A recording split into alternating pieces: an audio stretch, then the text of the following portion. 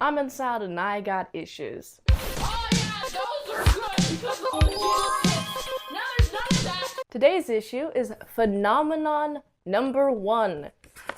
Created and written by Patrick Quinlan, art and lettering by Tomas Kovacs, chapter breaks by Rob Hunter, cover by Jimmy Reyes, back cover by Peter Gilmore. As always, I'm going to be ranking this on the sound scale. S for story, A for art, L for lettering, A for action, and D for drama. And as always, I'm going to spoil the entire thing. So if you don't want spoilers, look away. Turn your ears off. Otherwise, how does this book stack? There's a whole lot of a note. Let's go through them. This book is in 2 chapters. What happens in the first chapter? It's in 1999. Soviet Union begins to rebuild from the atomic war. Soviet scientist Artyom Golkovsky discovers serum that gives men fantastic abilities. Basically creates a super serum. And if I butcher any names, sorry. Also, there's a terrorist organization called Lantern who want to steal the serum from them so they can use the serum for their own purposes. The scientists are having a big old party, celebrate the creation of the serum. We're gonna test out the serum on these 2 people. We got a man and a woman. We're gonna inject them. But while that's happening, we have an explosion happening because those terrorists, they're setting bombs on the wall and then they blow up. And the way that it's done, I like how it's done because we have the very beginning, it's setting up the terrorists. And then we're setting up the party they're at. And then there's a big old distraction, right? The scientists really want this experiment to work, which makes sense. They have created a serum, which makes it so fatigue. None of that stuff, none of that pesky human stuff that makes it so humans grow old and die and wither away. None of that is gonna happen. So of course the serum is very valuable. These terrorists do be killing people one by one. They do be like, poom, poom, pow, pow, right? One by one. Each person. No guards really inside near the CCTV cameras, but a lot of guards near where all the serum action is happening. Terrorist tries to kill a general, and Minotaur comes in and goes, because, you know, he's one of the serum boys.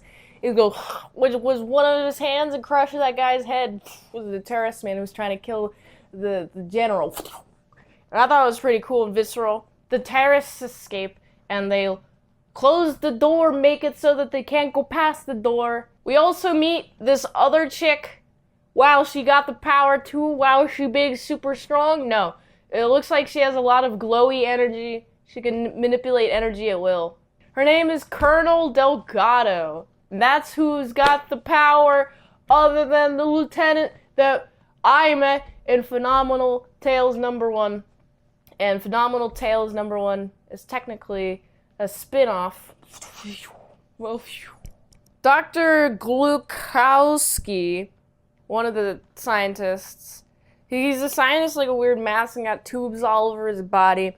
He sees some swirly darkness guy in the darkness and is just going towards it. Nobody else can hear it, which is kind of strange. But also, the terrorists have stolen the serum. So it's up to Delgado to go get them terrorists, and she is incredibly confident in her abilities. She's the daughter of the Knife of Caracas. I don't know what that is. It's not explained in this book.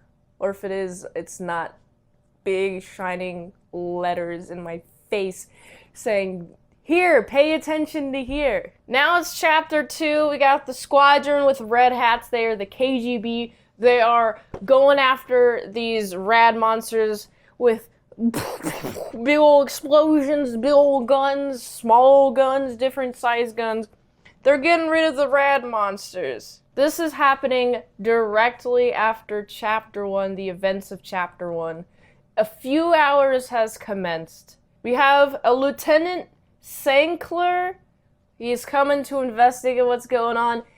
And as he does his investigation, he learns that nobody has caught the terrorists. I guess I wish I saw one of them, or maybe both of them, the Minotaur and this Delgado chick. I wish I saw them going after the terrorists, like for real, trying to find a way out, being stuck. But now they're unstuck. I wish I saw some getting unstuck action, or maybe their attempts at getting out, and when they get out, it's way too late, they're gone. But just it suddenly popping up that, oh, well, actually, they're outside now, they're no longer trapped, which leaves the question, they closed the door, but the terrorists, did they lock it? It don't seem that they locked it. There is no struggle inside of, how do I open this door? I have a lot of questions now I'm talking about it more and more. How do I open this door? Or maybe the door is broken. None of that was in the dialogue. So it makes me think, why can't they just leave? Why can't they just open the door again and then go after the terrorists? It really seems that Delgado, she didn't do her job at all. They're just content in sitting there talking to each other. And I don't understand how they got out. At what point did they get out? I mean, it's definitely like a skip for a few hours and then they're out. But I definitely would have loved to see some struggle in between them being discovered by the KGB and before then. We also see some character. We got Delgado and Sankler. They don't like each other. They're very mean to each other. In fact, in their brief discussion that they have, they just decided to give up on the terrorists, I guess? Okay. The serum. But what about the serum? I don't see you guys be like, oh no, I can't believe we lost the serum. How are we going to fix the solution? No, I don't get any of that. I don't feel like these characters are really thinking, like, at all. I feel like there has to be some sort of natural thought process with each character, and you can see the thought process in the actions in which they do and the way in which they speak. And I feel like they kind of seem just mindless soldiers is what I get from them. Of course, Minotaur has the sense to grab a gun and point it at the lieutenant who is just like driving in a car. He's like, who are you? And he's like, the lieutenant is like, well, I'm here to check up on what's going on. By the way, did you find that terrorist? Did you find the terrorists? And then he has enough sense to be like, getting the identification, and then, oh, well, looks like you're clear. And then taking that guy aside. But other than that, I want to know more thought processes. But he doesn't really seem like a big, thinky kind of guy. Very much seems like a soldier type. He's just going to do what he's told. He's not going to question things. And then we meet Sankler in a dark room with the director. And they're trying to pinpoint who could have alerted these terrorists into knowing the serum was happening at that night. The serum testing, and it was very limited in who knew what was going on, and they're trying to suspect, oh, maybe it's this line of people, this guy's team, because, you know, he's not very good with security, he's very lax, whatever, stuff like that. They're trying to pinpoint who done did the snitching, who snitched to the terrorists that caused them to steal the serum. Also, what's fun, the terrorists can't even use the serum flat out. It's just like a catalyst. They have to have some sort of DNA in there in order for the serum to work. It's not just a big old injection. Shoom, I'm now big and strong. It's very complicated, and I find the terrorists be like, well, what are we gonna do now? And then there's this guy in the orange head man. He's like, well, we're gonna show him what's up. And I'm like, okay, what's your next move? How are you going to get the serum into your body? Are you going to steal some DNA from their labs or something? All I know is that they're going to even the odds. Oh my goodness. And that is the story of this book. You know, I thought the story was fun-ish. You know, thinking about it a little bit more, I'm like, why did they not just go through the door?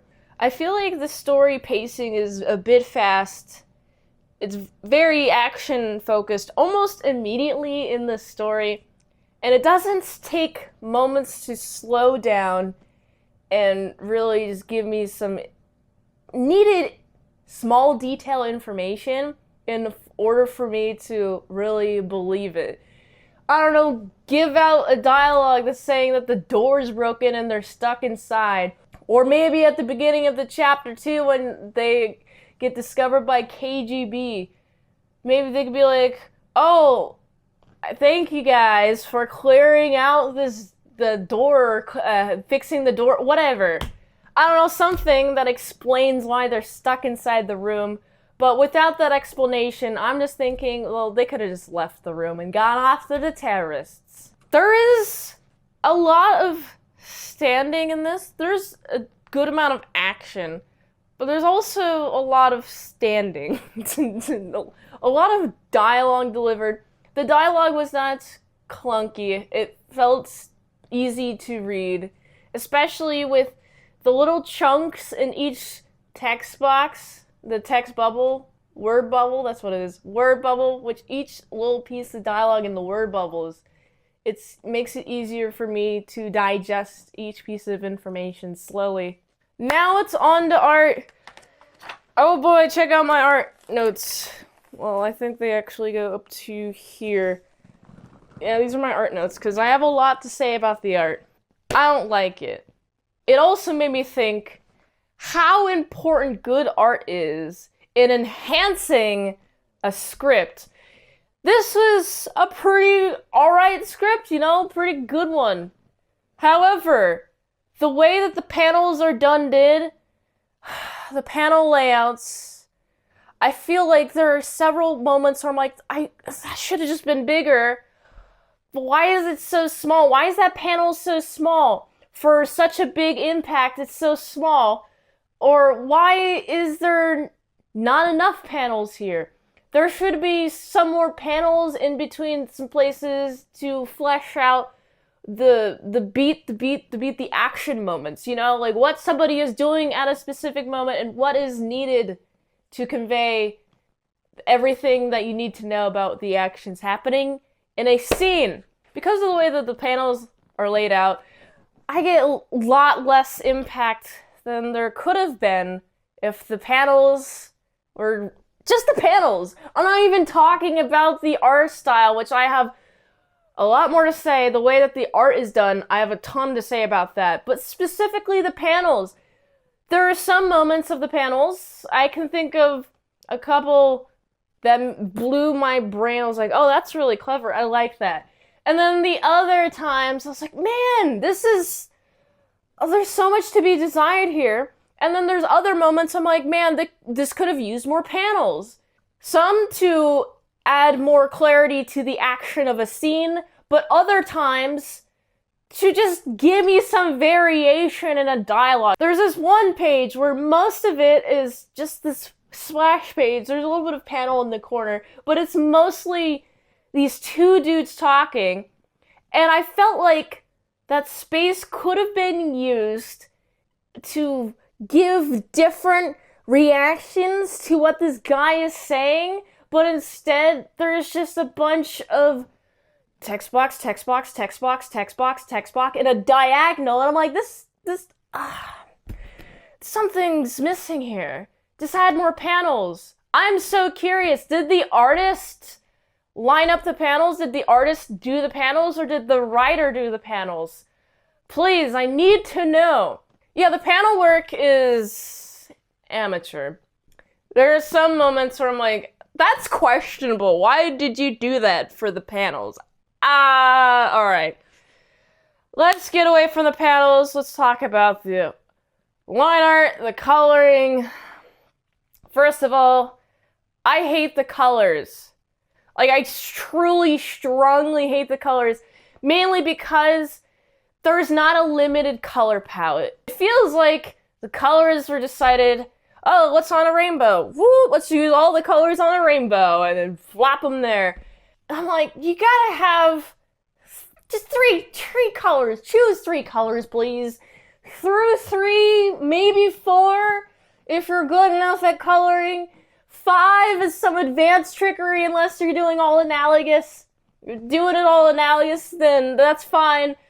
But there seemed to be no color theory in the artwork, and because of that, it's just so hard to look at. The rendering of the people, they're alright. I don't like the cross-hatching style. Looking at this, I'm like, oh no, I'm gonna stop cross-hatching. Even though I really believe if you're going to cross-hatch, you have to do all cross-hatching or no cross-hatching, and I feel like this is such a middle ground, and I'm like, this is the uncanny valley of cross-hatching. Oh my goodness, please dedicate if you're going to do cross-hatching. Cross-hatching is so hard to master. If you do it wrong, it looks like trash. But more importantly, though, I noticed that the art, the shadows are done in the inks. I actually didn't notice any shadows in the colors. And there's a lot of inconsistent face markings when it comes to the shadows. And I'm not talking about, oh, I'm looking a different direction, the shadows can be different on my face. No. No. Has to be consistent. But also, you gotta make the effort to do it each and every time if you're gonna decide to do it. Otherwise, there is just faces with very, very tiny, limited amount of lines. I'm like, oh man, that should have just been the standard. And then there are faces and bodies in which there's so many lines, and I'm like, no, this doesn't make the piece look better, please. No, more lines does not equal better. Oh. And I also feel like there's just shadows without motivated light, especially on the faces, just mostly on the faces and body. The anatomy is, oh.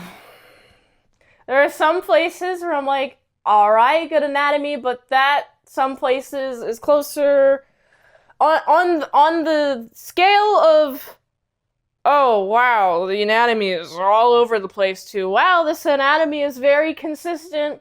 And then you got the middle, right? I'm gonna have to put it on closer to, oh boy, come on, man. Just because there are some moments where the anatomy is correct, but it's not often. Oh boy, hands are difficult to draw, I understand. Please, play to your strengths. I felt like this artist did not play to their strengths at all. There are some weird choice shots, a lot of crotch shots, really down angle shots that are very difficult to draw, even for the pros to do it. And it looks alright, but the way that it's done, it's just like, oh no, why would you choose that angle? I get what you're going for, but there's a better way to draw this idea than doing this angle and creating this unappealing angle. Nobody wants a down-up angle unless you want to make somebody look giant, want to make something look giant from down up, but all the time you're going to look huge, you're going to look fatter all the freaking time if you do a picture from down looking up, you know? Oh god, they look fat. Their thighs are huge. It's both like a man and a woman.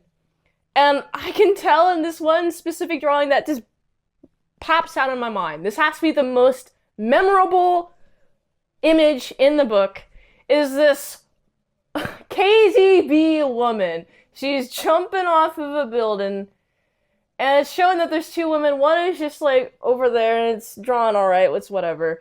And then this second woman, she's the closest to the camera, and there's just like a crotch shot, and you can tell that the artist is like, oh, I don't want to put focus on the crotch area, so I'm going to add a lot of shadows to it, And I'm like, well, that's just me noticing that you're making me notice you, so you're trying to hide that area. But you chose that angle to draw.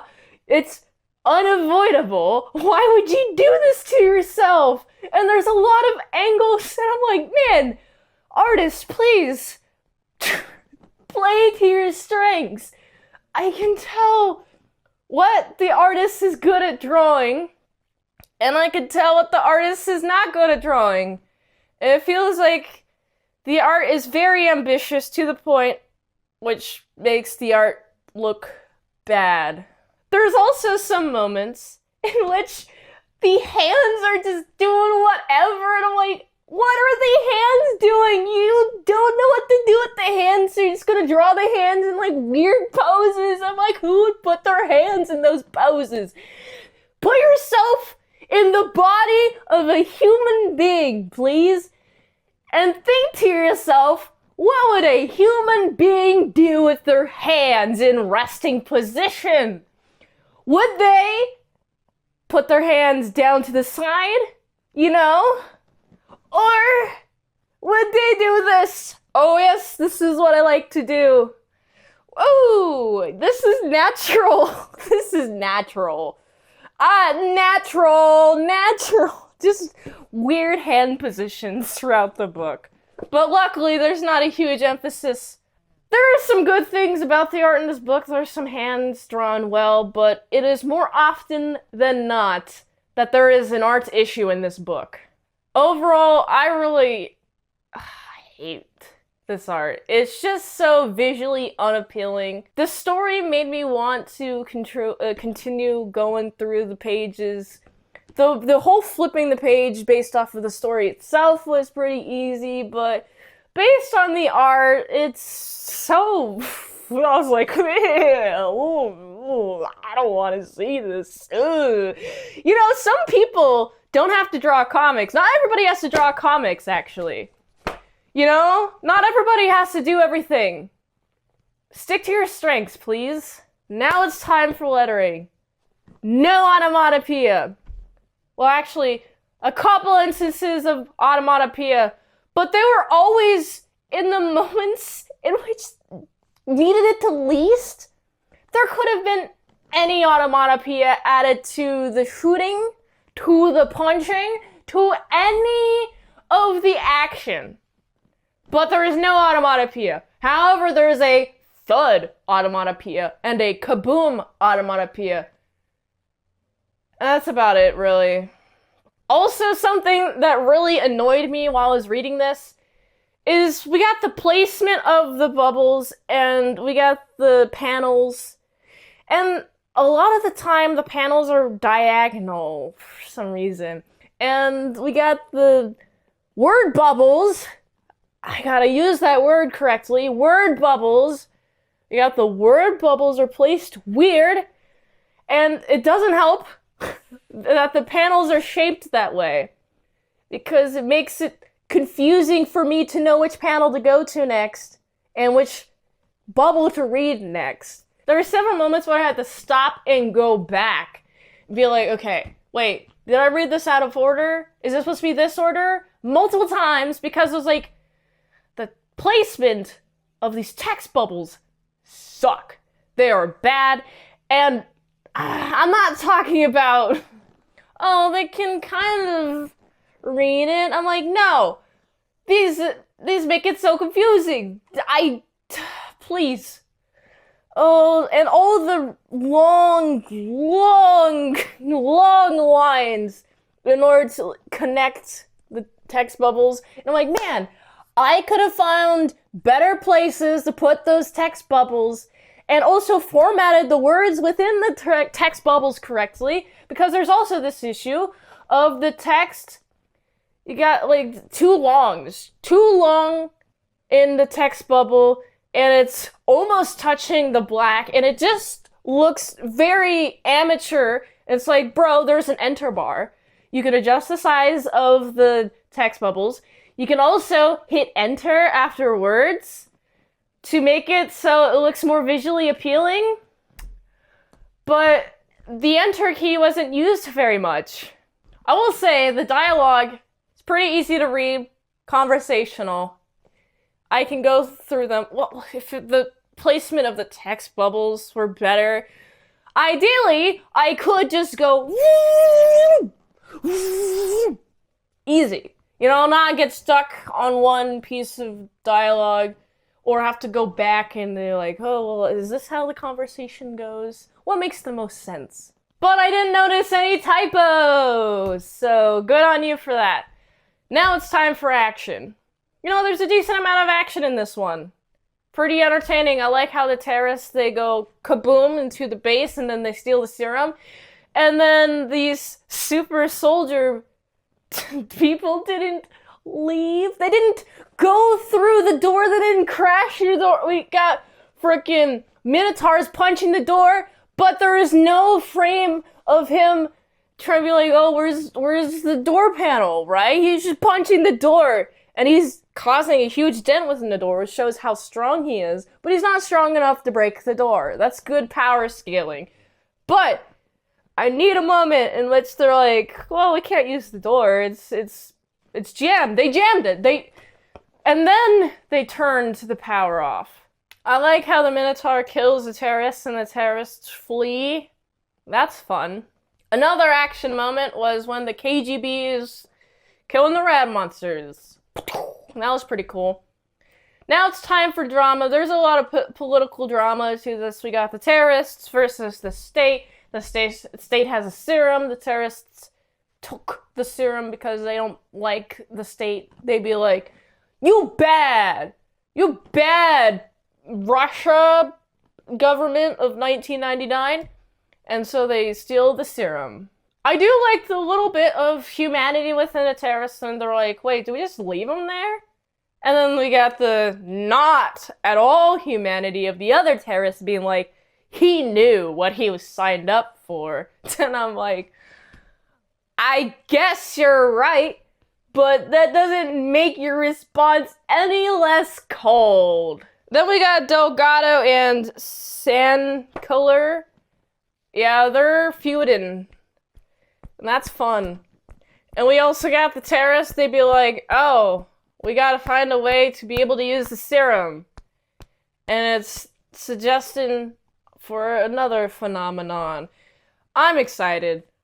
I find the story of this to be fun, but the art to be... how do I describe it? Well, it's not crayon, so that's good. Good job on creating not crayon art. That's such a low bar. I feel bad for comparing it to that. What I want to say is take a look at this art. What do you think of it? Are you a fan of it? I'm not. I actually kind of hate it, and I feel like it could have been better laid out in panels. What does this get on the sound scale? Story. I thought the story was pretty alright. We got a pretty straightforward, we got the government creates a super serum and then the terrorists break in and take it. And then we got the super soldiers not finding the terrorists. That's fun.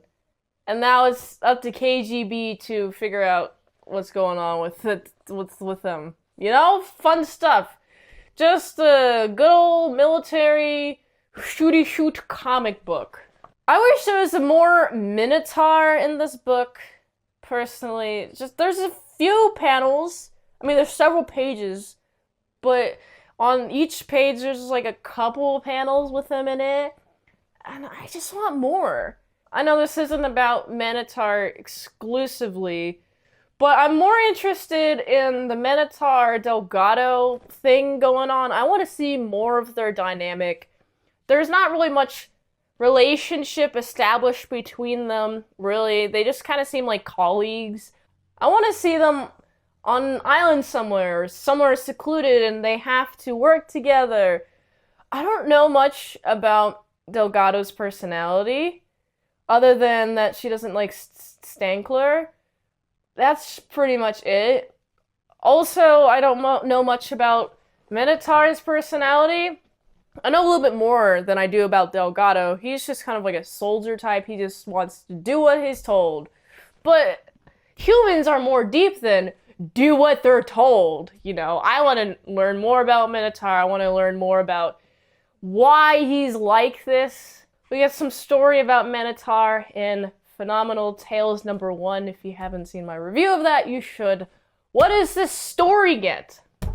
Nothing huge happens in terms of wowness. It is just like a standard story, really. Nothing too special about it, in my opinion. But I do appreciate the dialogue. Even though there's a lot of information in the dialogue, I feel like the dialogue has been revised and revised and revised until there is enough dialogue to provide the information, but no more. Just how much dialogue needs to be told. And I like it. And it reads easy if it weren't for the text bubbles. But other than that, it's alright story. So I'm gonna have to give it, it's a 3. Art! Oh god, I hate the art. I've told you countless times how much I don't like the art. I'm sorry, whoever did the art. I have to be honest, though. I don't like the colors, I don't like the rendering. It's not super inconsistent in the art style. There are noticeable inconsistencies, but it's not super dramatic inconsistent to the point where I'm like, what is going on here? You know? But there are several moments where it's unclear what's going on, and I feel like the panels are amateur. There needs to be more panels, and there needs to be just, I don't know, the pacing needs to be dictated with the panels, you know? Each panel, think of it as like a moment in time. However much a moment is to you, relative to you, that's what a panel is, right? And I like how in chapter 2, we got the 2 top panels. We got a chick, she's just looking through a scope, a sniper scope.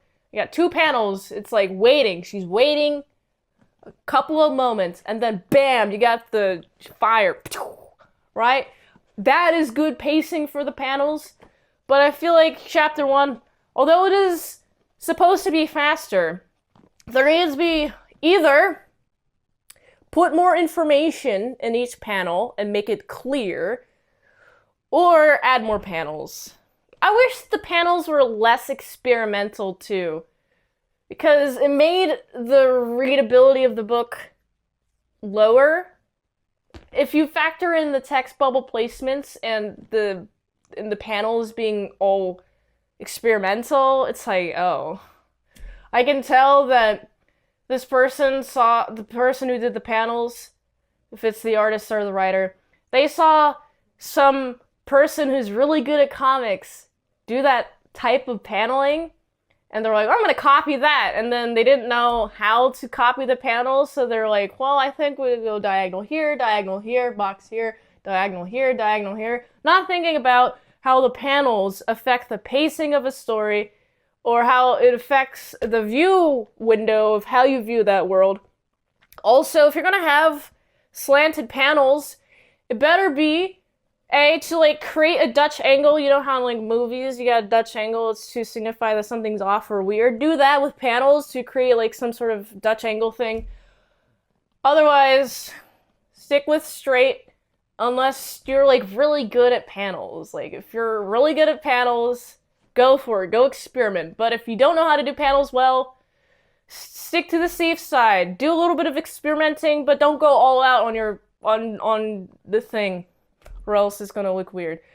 So, because of the colors, because of the line art style, because of cross hatching, there are some moments I'm like, oh, that looks cool. I like how the window looks there. Cool window. I like how it's illuminating the guy. But other than that, it's whatever, and the depth is weird. I'm gonna have to give the art, it's a 1.5. Lettering! No onomatopoeia! And the text bubbles. How many times have I mentioned the text bubbles? It's that much of an issue for me. Oh my goodness. The text within the text bubbles The placement of the text bubbles. I'm not just talking about word balloons. I'm talking all text bubbles in the book. They're placed weird, but especially the word balloons. Other than those issues, I did not notice a typo, and overall the dialogue it's all right. It's good and serviceable. So I have to give the lettering. It's so noticeable, the text bubbles, and it really messed up how I enjoyed this book. Oh boy, the text bubbles, they're there. There's no typos, and the dialogue's fine. That really does make up for the placement of the word balloons not being the best. So I'm gonna have to give it's a 2. Action. There's some action. I like some of the action scenes, but I really think they should have been clearer. There are a lot of moments in which the action is kind of hard to tell what's going on, but then there's other moments and I'm like, there's stuff going on. I feel like the action is pretty motivated. I feel like all the characters standing around and talking is pretty motivated, so I find that to be fun. And I feel like whenever there is action, it's nice and surprising. And the action happens just enough in between all of the exposition dialogue pages where it's like a spice. Add some spice to this dramatic story. Boom! We need some action here. We got some terrorists that can go in a boom. They do a boom, You need a big old explosion. You got a terrorist go stuff like that. There's a good amount of action. But there are some moments where I'm like, what's going on in this panel here? Oh boy, this could have been colored better in order for me to tell what's going on better. Oh, I forgot to mention the values. The values, I feel like when coloring, the values weren't really considered. Values are so important. If there was any consideration in the values, then this would be more readable. The action would be more readable. But because there's not really, it's hard to read the action sometimes. Oh, geez. At least the action is there to motivate the story, though, so I'll have to give the action a 2.5. Now it's time for drama. You know what? I think this is mostly a political thing, obviously. We got terrorists versus the state, and I find that to be fun. I like the whole motivation for the terrorists to steal the serum. I like the motivation for the state to get it back and how they're so focused on creating the perfect human being, stuff like that. I appreciate the character moments that are there.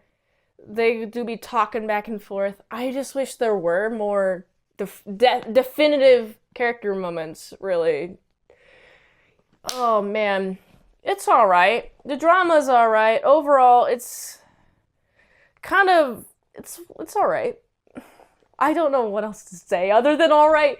Oh man, the drama, it's serviceable to the plot, and that's good. I feel like most of this story is just drama.